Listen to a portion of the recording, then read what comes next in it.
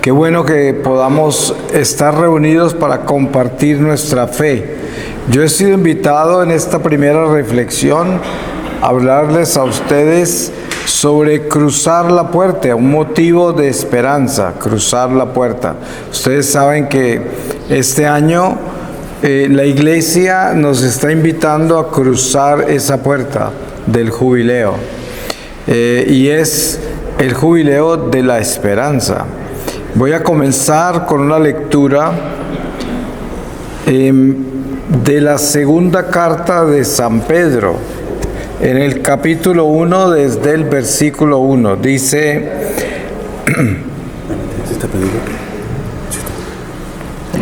Carta de Simón Pedro, servidor y apóstol de Cristo Jesús, a todos aquellos que tuvieron la suerte, como la tuvimos nosotros, de recibir una fe tan preciosa y de ser renovados por nuestro Dios y Salvador Jesucristo.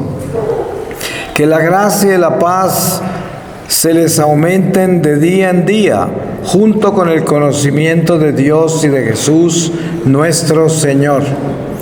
Su poder divino nos ha dado todo lo que necesitamos para la vida y la piedad. En primer lugar, el conocimiento de aquel que nos ha llamado por su propia gloria y fuerza. Por ellas nos ha concedido lo más grande y precioso que se puede ofrecer.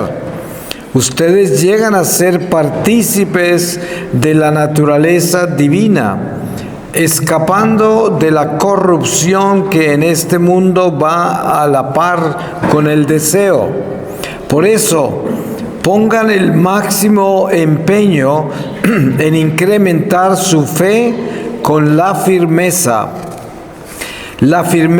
con el conocimiento con el dominio de los instintos, el dominio de los instintos con la constancia con la piedad con el amor fraterno y el amor fraterno con la caridad. Pues si tienen todas estas virtudes en forma eminente, no serán inútiles ni estériles, sino que más bien alcanzarán el conocimiento de Cristo Jesús nuestro Señor. En cambio, quien no tiene todo esto es ciego y corto de vista, y se ha olvidado de que fue purificado de sus pecados pasados. Por lo tanto, hermanos, esfuércense por confirmar el llamado de Dios que los ha elegido. Si obran así, no decaerán, y se les facilitará generosamente la entrada al reino eterno de nuestro Señor y Salvador, Cristo Jesús. Palabra de Dios. Pues para nosotros, dentro de nuestras tradiciones católicas, sabemos que el jubileo es algo que en la Iglesia se ha dado por inspiración de los mismos papas, que son nada menos que el instrumento directo del Espíritu Santo entre nosotros, que comienza con San Pedro y las llaves que Jesús le da a él, y el poder de atar y desatar. Y por eso las indulgencias plenarias son un ejemplo de lo que la Iglesia tiene de mano de Jesús, que es atar y desatar. Pero lo que tenemos que entender es que nuestra Iglesia es la presencia divina de Dios entre nosotros. Porque ¿qué es la Iglesia? Miren ustedes que tenemos este templo con piedras y es un edificio material. Pero nosotros sabemos que cuando entramos a este templo desaparece la realidad material temporal de estas piedras y entramos en un misterio de fe que no es natural, no es visible, no es tangible, y es más, ni siquiera lo es del todo comprensible, porque todo lo que sucede acá, sobre todo durante la liturgia de la misa, es algo que un día entenderemos en plenitud. Hoy apenas sí saboreamos las primicias de ese misterio. Y es todo místico, no es natural, es sobrenatural. Entonces, esta puerta que se abre en Roma y que luego por los obispos en el mundo entero lo abren en sus diócesis en diferentes lugares que asignan, pero esa puerta no es una puerta física, porque es la puerta de la reconciliación con Dios, es la oportunidad para que nosotros llevemos nuestras cuentas pendientes a Dios y Dios nos las perdone, si cumplimos con las condiciones, porque hay algo muy importante en todo esto, y es que tenemos que estar claros de cuáles son esas condiciones, porque no es simplemente confesarse, es que las exigencias para un don tan grande como son las indulgencias plenarias son el acto de contrición perfecto. Muchas personas no entienden qué quiere decir eso, pero miren, cuando uno tiene un pecado recurrente y se lo confiesa con frecuencia, es nuestra mayor vergüenza, y si tiene uno conciencia, es nuestro mayor tormento. Pero al mismo tiempo es lo que nos hace humildes, porque también nos enseña la miseria que somos y la debilidad en que estamos por todas las tendencias que tenemos al pecado, y también la razón por la cual Jesús, conociéndonos, nos deja semejante don extraordinario como es la confesión, que es como un exorcismo cuando realmente entendemos lo que significa, que nos devuelve, nos renueva nuestra amistad con Dios después de que la perdemos por el pecado. Pero lo que sucede con la puerta que se abrió para este año para nosotros, yo no sé cuántos de ustedes han vivido más de un jubileo, porque son cada 25 años. Últimamente, o que según entiendo eran cada 50 y antes cada 100, ¿no es verdad, padre? Yo no sé la historia, pero era algo así, ¿no? Porque es muy grande el regalo. Pero la humanidad anda tan mal que ya la están haciendo cada 25 para tratar de salvar a los más que se puedan, porque cada vez estamos peor. Pero lo que debemos entender de lo que la iglesia está haciendo es que Pedro, esa cabeza de la iglesia, extiende sus brazos hacia el pueblo caído y le dice: a pesar de todo, te vamos a dar la oportunidad de levantarte. Ven y cruza esta puerta, que es nada menos que la esperanza que Dios nos da de mostrarnos su amor, pero un amor que no es solo misericordia, porque ese es el error que muchos cometen hoy con la falsa misericordia. Es un amor que es también justicia, y la justicia tiene que estar clara. A mí en una oportunidad el Señor me mostró sobre eso algo particular, que es esto. Estaba en un seminario dándole una charla a los seminaristas, y antes de yo hablar, un sacerdote que era como el director de vocaciones, no sé qué era, les dio una pequeña reflexión, y entre ellas habló de Dimas, el buen ladrón, el que se robó el cielo. Entonces, a mí, yo nunca había oído ese término, que se robó el cielo, pero en ese mismo seminario, en el Santísimo, entre charlas, ese día, yo le preguntaba al Señor: ¿Dimas se robó el cielo? ¿No?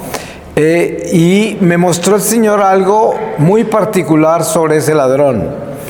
Y es esto: Dimas dio 3 pasos para entrar a la misericordia del Señor. Primero, se declaró culpable.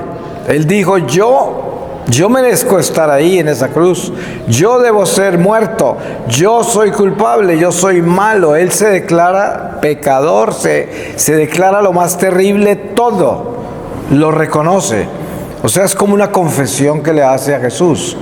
La segunda parte, le da el señorío a Jesús y le dice: tú eres inocente, tú eres bueno, tú no tienes por qué estar ahí. Todo esto reconoce al Señor, como bueno. Y luego, de último, le pide misericordia. Le dice: acuérdate de mí cuando estés en el paraíso. Pero des en cuenta que está lejos de haberse robado el cielo. Ese ladrón dio los pasos sacramentales, lo que nosotros damos cuando venimos a la iglesia a confesarnos. Le damos el señorío a Dios porque lo reconocemos como nuestro Dios, que es a quien le confesamos nuestros pecados y el único que tiene poder para perdonarnos, que lo hace a través de su sacerdote. Pero después de eso, pedimos la misericordia de Dios para tener la absolución. O sea, es un acto sacramental.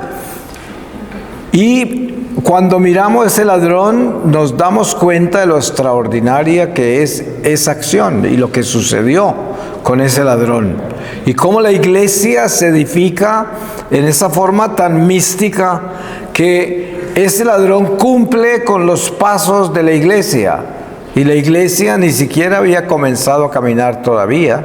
Apenas se estaba formando ese sacrificio que iba a suceder en esa cruz. Ahora, cuando nosotros entendemos bien la misericordia, es porque entendimos muy bien la justicia. Y para entender la justicia, entonces, la condición primordial de esas indulgencias plenarias es el acto de contrición perfecto.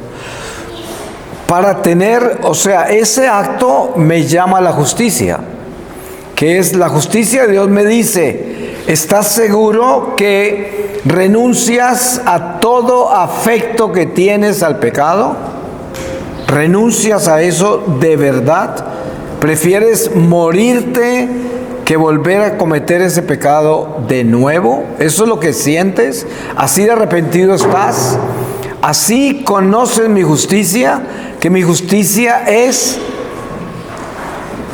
todo o nada, sí o no, no. Ese es el Evangelio.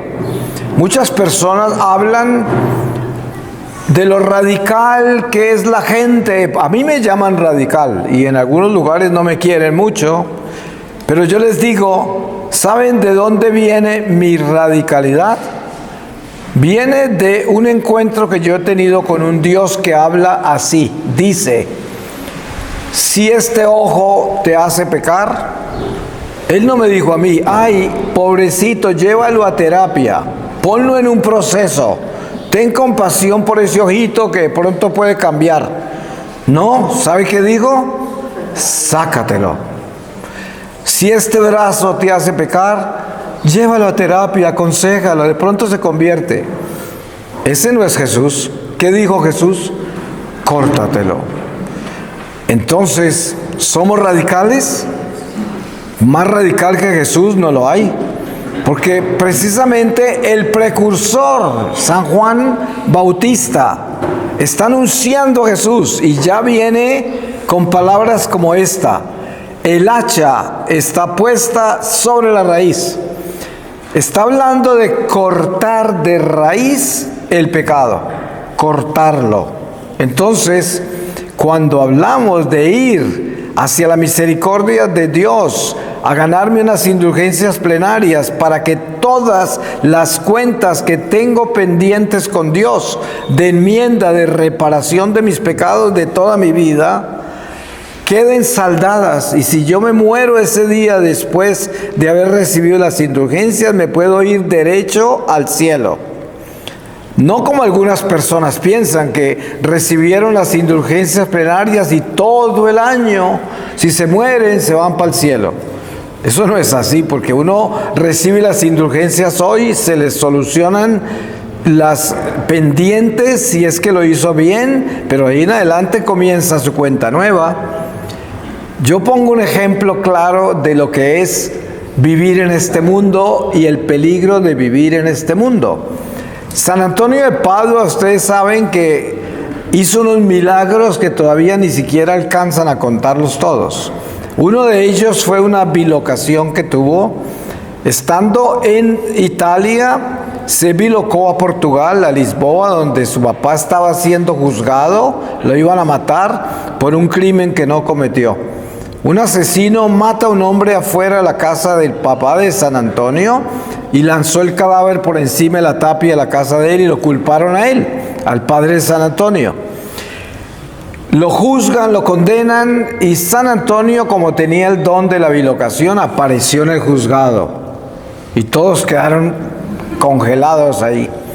Porque en esa época todavía la iglesia también era la autoridad. Pero San Antonio aparece y le dice al juez: llévenme al cementerio.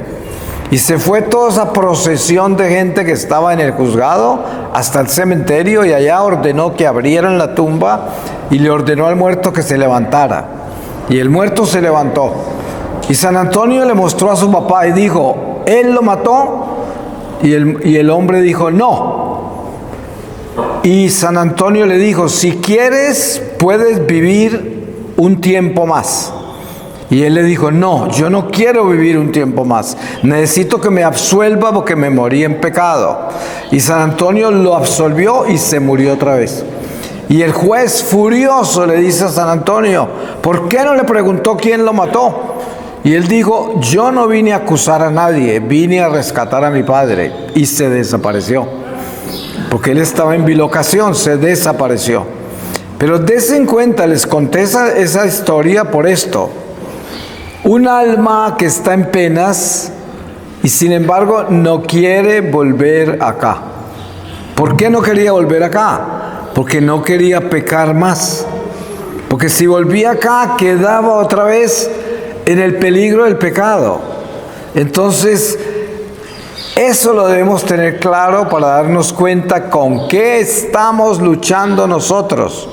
Estamos luchando con un peligro que se llama pecado mortal. Y se llama pecado mortal porque mata, pero no el cuerpo, el alma. Nos puede llevar al abismo. La iglesia no es ligera en sus términos. Ese término mortal quiere decir mortal. Y por eso, cuando nosotros pensamos en reconciliarnos con Dios de verdad y lograr algo tan grande como una indulgencia plenaria, pues tenemos que estar muy serios sobre eso. Hay que tomar decisiones radicales, como es el Evangelio. Es blanco o negro, no hay una zona gris, no hay nadie medio bueno. Ustedes han visto que hay gente que dice: él no es tan malo, no es tan malo, es malo, porque si no es bueno, ¿qué es? Malo. Uno no puede engañarse. Por eso San Juan Evangelista dice: asegúrate que sabes qué espíritu habla a través de esa persona. No puede uno engañarse. Hay gente que da todas las señales para mostrarnos que no tiene amor, ni compasión, ni caridad, no le importa a nadie. Solo buscan su propio beneficio y los demás que se mueran, ¿no? Pero sin embargo a veces nos engañamos y a veces nosotros somos así. Yo fui así por 33 años, como una plaga realmente. Estoy acá por pura misericordia de Dios, porque yo sí que puedo hablar de la misericordia de Dios. Mi vida es misericordia de Dios. Porque debía estar en el infierno hace mucho rato. Pero miren, hay algo muy serio en nuestra vida cristiana. Y es que nosotros tenemos que entender que estamos de paso y esta vida ya se termina. Ya. Y cuando digo ya, es que puede terminarse en este instante. Ustedes saben que cualquiera de nosotros puede caer acá. Y ya. Y todo lo que usted traía acá, sus preocupaciones, todas sus cosas, eso termina, eso queda aquí y usted no puede llevarse nada y está ahí su alma, al lado de ese cadáver, tratando de meterse otra vez ahí y no puede, no le reacciona, ya se murió. Ustedes saben la crisis que hay con el alma cuando se le desploma el cuerpo y sobre todo cuando es de repente, que es lo más duro. Porque si está enfermo, en un lecho de enfermo, agonizando por meses, pues es una gracia que Dios le dio para prepararse. Y se desprenden del cuerpo como un descanso. Hasta la familia descansa cuando un enfermo tan grave se muere. Pero cuando nosotros entendemos la fragilidad, la vulnerabilidad, la temporalidad de nuestra vida, entonces nos concientizamos de la responsabilidad que tenemos de estar preparados hoy para encontrar al Señor. Hoy. Por eso, miren, cada que nosotros estamos en un templo como hoy, o en una actividad espiritual de cualquier tipo, un retiro, un taller, una peregrinación, lo que sea, una procesión, nosotros estamos en presencia del Espíritu Santo en una forma extraordinaria. Todo lo que ocurre con la iglesia es extraordinario, toda actividad de la iglesia.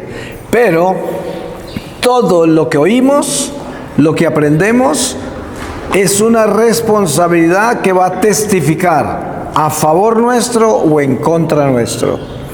Yo le digo a la gente, cuídense de la novelería, cuídense de la religiosidad que no tiene amor ni espíritu. Porque todas esas cosas que ustedes oyen, que aprenden, esas cosas, si ustedes no las practican, si no las ponen en práctica, van a ser sus enemigos el día del Señor. Porque el Señor les va a mostrar, mira, te enseñé acá, te enseñé allá, te enseñé allá, y no hiciste nada. Y eso está contra nosotros. Por eso, eviten ese tipo de turismo religioso, ese tipo de novelería y de andar de un lado para otro buscando cosas, información, de todo. Hoy como tenemos las redes, ¿cómo hay de información? A mí me preguntan tantas cosas y yo nunca leo nada de lo que me mandan, de tanta conspiración que hay, tanta locura, el terrorismo religioso, ya viene el cometa, ya viene esto, ya viene aquello. Y yo digo, eso no viene de Dios, porque lo que el Señor quiere es nuestra santificación, la única voluntad de Dios. San Pablo nos lo dice con esas palabras textuales. Él dice, la voluntad de Dios es nuestra santificación, nada más. A Él no le importa si usted es bombero, torero, carpintero, zapatero. A Él lo que le importa es que usted se santifique en lo que haga. Porque solo los santos entran al cielo. ¿Qué más va a querer Dios de nosotros, sino que seamos santos? Entonces, ¿cuál es el camino nuestro diario? Es no preocuparnos de cómo se va a acabar el mundo y estar tan preocupado que hay gente que piensa irse hasta para refugios. Y yo le digo a la gente que habla de refugio, les digo, y por ahí me encuentro varios, entre ellos hasta curas y de todo, monjes, gente muy educada, laicos educadísimos, hablándome así. Y yo les digo, ¿saben qué? En alguna parte de las Escrituras, usted ha leído que un apóstol, un profeta de Dios, cogió a todos sus amigos y se fue a esconder. Ninguno. De pronto el rey David, cuando estaba en guerra con el rey Saúl, se iba a esconder de que no lo matara el rey, pero ustedes saben que él era un escogido de Dios y tenía una batalla muy grande con la envidia de ese rey. Pero de que vemos nosotros que los apóstoles que escogió el Señor alguna vez se escondieron, si se fueron fue al frente de la batalla, estaban al frente del cañón. Por eso cualquiera que nos venga a hablar de refugios, díganle ustedes, conmigo no, porque nosotros somos llamados a estar al frente del cañón. Porque ¿dónde está su misión? Su misión está ahí donde el Señor lo llamó, como dice San Pablo. Ahí, con su familia, con sus vecinos, en su parroquia, donde usted se mueve, ahí donde vive. Esa es su misión, esas son las almas que Dios le confió a usted. Y somos responsables de esas almas. Por eso la esperanza que vivimos este año, en medio de este año jubilar, esa puerta que se abre como un camino y una señal a la esperanza, porque cuando nosotros recibimos de Dios una bendición tan grande por medio de la iglesia, para quedar en absoluta paz con Dios y saldar todas nuestras cuentas. Porque miren por qué es importante entender esto. Muchos católicos creen que eso se da con la confesión solamente. Y muchos se confiesan y piensan que ahí terminó todo. Y se van en plena paz. E incluso dicen, ay, cuando yo me confieso, qué descanso, y yo salgo como nuevo. Y claro, eso tiene mucho de cierto. Pero ¿saben qué? Uno no puede olvidarse que la confesión es apenas el principio de la reparación, de la enmienda. Yo tengo que salir a enmendar lo que confesé. Porque a veces dicen, ay, el Padre no me puso penitencia, o me dijo que un Padre Nuestro, y entonces ahí terminó todo. Pues no, porque entonces ¿para qué son las indulgencias? Si ahí terminara todo, no necesitaríamos indulgencias para nada.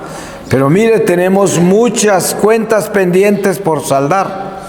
El mismo catecismo de la iglesia nos dice sobre el purgatorio, sobre la existencia del purgatorio, nos dice que las almas que no completaron, no arreglaron sus cuentas con el Señor, terminan arreglándolas en el purgatorio. Está hablando de un tipo de almas que somos nosotros como católicos, porque en el purgatorio también terminan personas que ni siquiera eran católicos, pero por razón de el amor y lo que dice San Juan de la Cruz, al final de esta vida todos seremos juzgados en el amor. Y a quien más se le da, más se le exige, y nosotros somos el ejército de Dios, el pueblo de Dios, y por eso conocemos a Jesús en vida. ¿Cuántas personas, billones de personas en este mundo no conocen a Jesús en vida? Pero todo el que entra al mundo espiritual tiene que entrar por Jesús a la vida eterna. Es la única forma de salvación, porque Él es el Señor y es el juez de todas las almas. Sin importar si usted es budista, judío, lo que fuera, todos comparecerán ante el tribunal del Señor, y para cruzar esa puerta entrarán en Cristo por Cristo y serán cristianos. Todos los seres humanos. Entonces, mucha gente se pregunta, ay, ¿qué pasará con esa gente que no conoció a Cristo en vida? Y la iglesia por mucho tiempo decía que se condenaba al que no era bautizado, ¿no? Luego cambiaron ese tipo de visiones teológicas, y hay cosas nuevas, pero no porque el evangelio sea nuevo, sino porque la iglesia es santa. Y la iglesia camina con el Espíritu Santo y nos va dando a nosotros una doctrina que camina con esas verdades de acuerdo al mismo Espíritu Santo. Ustedes sabían que antes, por ejemplo, un suicida no podía recibir funeral ni podía ser enterrado en un cementerio católico. Tendrían que enterrarlo quién sabe dónde, por muchos siglos, no sé si siglos, pero mucho tiempo. Pero eso cambió también. Y hay cosas así que cambian, pero no porque la verdad cambió, porque el Evangelio siempre es el mismo. Ahora, hoy podemos decir nosotros que el Santo Padre Francisco, que Dios lo proteja porque está enfermito y creo que todavía está en el hospital, tenemos que orar por él, ¿no? Porque él es un anciano y sin embargo trabaja más que todos los jóvenes. Es un hombre que se levanta a las 5 de la mañana, se acuesta a las 10 de la noche y es un anciano y viaja por todos lados. Es algo extraordinario. Es lo que han hecho todos los papas, por lo menos los que me han tocado a mí. El caso es que debemos entender que el Santo Padre, el Espíritu Santo, le dio este año, este jubileo, con ese mensaje de la esperanza. Porque sabemos que vivimos en un mundo desesperado, un mundo sin esperanza, un mundo lleno de una pesadez de violencia, de depravación, de oscuridad. Y claro, si usted lee a San Pablo, lo que él dijo hace más de 2000 años sobre el mundo, usted pensará que está hablando del mundo de hoy, pero la enseñanza de eso es esta: El mundo nunca ha sido bueno. El mundo siempre ha sido perverso, porque el mundo es un espíritu. El mundo no es el planeta, no es la tierra, es un espíritu. Por eso se dice, esa persona es mundana, porque tiene el espíritu del diablo. El príncipe de este mundo es Satanás. San Juan Evangelista dice, el mundo entero está en manos del diablo. Y por eso sabemos que estamos en el destierro, en el territorio del demonio. Y tenemos que cuidarnos como hijos de Dios, porque somos luz y Él la quiere apagar. A Él lo atormenta la luz, porque Él vive en la oscuridad y quiere vivir en la oscuridad. Porque el encanto de Satanás y todas sus huestes que cayeron son las tinieblas. Y por eso quieren traerle tinieblas a todos y mantenernos en la oscuridad a nosotros. Pero nosotros somos luz. Por eso Jesús decía, vine a traer un fuego, y cómo quisiera que todo estuviera ya en llamas. Y Él hablaba de Pentecostés, del Espíritu Santo, que es lo que trajo el fuego, la luz. Y esa luz la llevamos cada uno de nosotros, pero el trabajo del enemigo es apagarla, disminuirla a través del pecado, porque así nos disminuye. Él disminuye nuestra persona cristiana al hacernos débiles en nuestra fe. Nos disminuye, nos quita la fuerza. Pero precisamente lo que estamos haciendo acá en este momento es dándole fuerza a la luz que Dios nos dio, aumentándola, haciéndola brillar, quemar, así de que por donde pasemos encendamos un incendio, que quememos todo con el amor de Dios.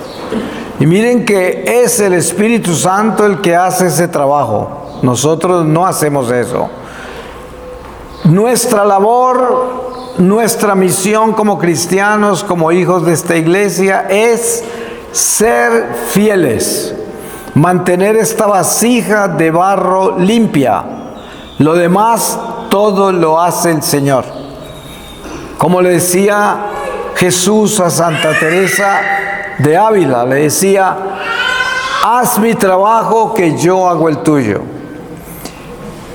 ¿Y cuál es el trabajo que debemos hacer del Señor? Serle fieles a Él, para que este instrumento sirva, para que el Señor lo pueda utilizar para eso. Lo demás lo hace el Señor, porque miren lo que decía Jesús a sus apóstoles y discípulos cuando les decía que no estuvieran tristes, porque Él les estaba hablando que tenía que irse, le iban a matar, todo esto. Y dijo, me tengo que ir para enviarles el Paráclito. Y Él vendrá a llevarlos, a guiarlos, les dirá todo lo que tienen que hacer, les recordará todo lo que yo les enseñé. O sea, Él muestra quién es el Espíritu Santo. El Espíritu Santo es quien nos lleva, es quien nos guía, es quien nos inspira, es quien camina a través de nosotros. Nosotros nos convertimos en los brazos, los pies, los ojos, el corazón del Espíritu Santo. Y ese instrumento que somos, la condición que tiene para que el Espíritu Santo pueda llevar a cabo esa misión es nuestra fidelidad, que quiere decir mantener la vasija limpia. Y por eso nos dejó los sacramentos, empezando con la fuerza poderosa de limpieza que es el sacramento de la confesión, y la fuerza extraordinaria, alimento celestial de la Eucaristía, que nos da a nosotros esa fortaleza para combatir las tentaciones, nuestras debilidades, combatir las tinieblas, combatir la seducción del materialismo de este mundo. Todo eso es parte del caminar nuestro, pero también tenemos que tener claro que estos dones de la iglesia, miren ustedes las gracias tan grandes que es que son las estaciones litúrgicas como Adviento, el tiempo ordinario, Cuaresma. Todo esto es, si usted lo mira bien, se da cuenta que es sobrenatural porque se llama la divina liturgia. Es inspiración de Dios a la iglesia peregrina en la tierra que tiene su divinidad cabalgando sobre estas bancas de la iglesia, sobre este altar, sobre cada uno de los miembros de la iglesia. Es el cielo que camina por la tierra entre nosotros. Esa es la iglesia. Por eso vemos en el capítulo 12 del Apocalipsis a la mujer vestida de sol, con esa diadema de estrellas, y que luego huye al desierto, que es este mundo, y que es la iglesia, y ella como madre. Y nos damos cuenta que en esta iglesia peregrina, la divinidad se posa sobre nuestra humanidad. Ese es el cuerpo místico del Señor. Pero nosotros, al tener una concepción clara de lo que somos y a qué pertenecemos, entonces nuestra vida se vuelve útil como cristianos y también nos volvemos responsables de la misión para la cual nacimos. Porque es que es muy fácil simplemente habitar nuestra religión. Ustedes saben lo cómodo que es uno simplemente ser parroquiano, viene del trabajo, se mete a la iglesia y aquí es como un spa, se siente, ay, me siento tan bien cuando voy a misa, ay, que no, y es que hay una paz ahí cuando rezo un rosario, todo, entonces se convierte como un club que me hace sentir bien, ¿no? Pero mi corazón es del mundo, mis cosas son del mundo, yo no tengo ninguna relación espiritual con Dios porque yo no obedezco sus mandamientos, solamente hago lo que me conviene. Y hay mucha gente así, en la iglesia hay mucho católico así, que hasta el punto que se escandalizan cuando usted les habla de la ley de Dios, cuando les habla los preceptos de las leyes de la iglesia. Eso no lo entienden. ¿Por qué? Porque es que tan solo tiene una religión y acomodada a sus conveniencias. Pero cuando hablamos en los términos que estamos hablando y utilizamos este lenguaje espiritual que estamos utilizando en este momento, entonces estamos hablando del evangelio desnudo, la verdad desnuda que Jesús nos dejó, que es blanco o negro, es sí, sí o no, no. No hay otro camino. No hay nada en la mitad, no hay una zona gris. No existe. O somos de Dios o somos del diablo. No hay otro camino para seguir. Y miren que hoy en la iglesia es muy común que digan, ay, no vaya a asustarlos. Son gente buena. Ellos están ahí. Y miren que por lo menos vienen a la iglesia. Pero si se pone a hablarles del diablo, del infierno, del purgatorio, se asustan y se van. No les hable así. Y a veces yo voy a hablarle a los jóvenes y llega por ahí un catequista que es el que los guía y dice, le quería pedir un favor, señor. Yo estaba viendo algunos de sus videos y en verdad son reales, pero son muy duros. Cuide de estos niños porque nos ha costado mucho tenerlos acá.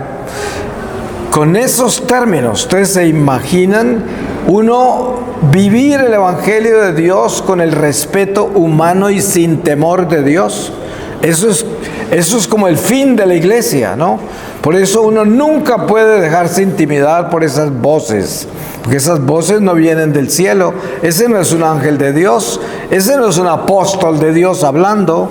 Eso es exactamente el espíritu del demonio que quiere disminuir la iglesia, desnutrir la iglesia y crear gente débil para este mundo, para que el diablo esté cómodo entre toda la gente.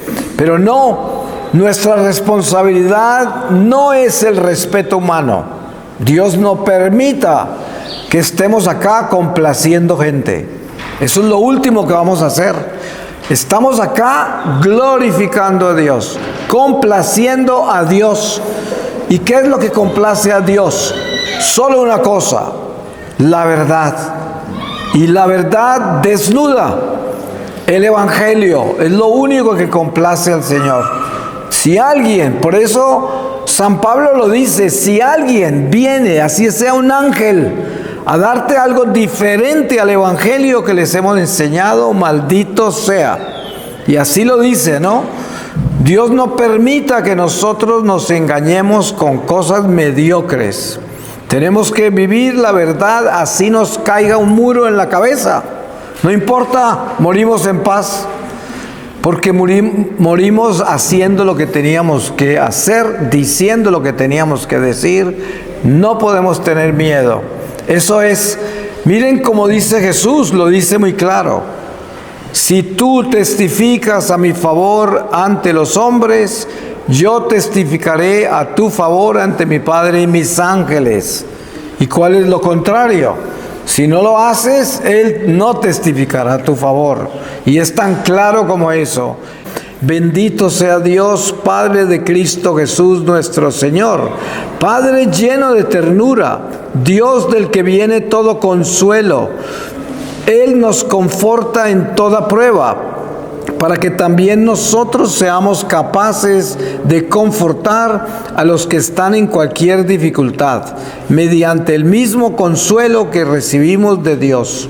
Pues en la misma medida en que los sufrimientos de Cristo recaen abundantemente sobre nosotros, el consuelo de Cristo también nos llega con mayor abundancia. Estas pruebas nuestras son para consuelo y salvación de ustedes, y de igual modo nuestro consuelo será consuelo para ustedes cuando tengan que soportar los mismos sufrimientos que ahora padecemos nosotros. Palabra de Dios. Pues le damos gracias, Señor, porque Él es bueno y misericordioso, y todo lo que Él quiere es que nos salvemos. Así de que confiemos en Él, pero también hagamos nuestro trabajo. Pongámosle el hacha a la raíz. Amén. Amén.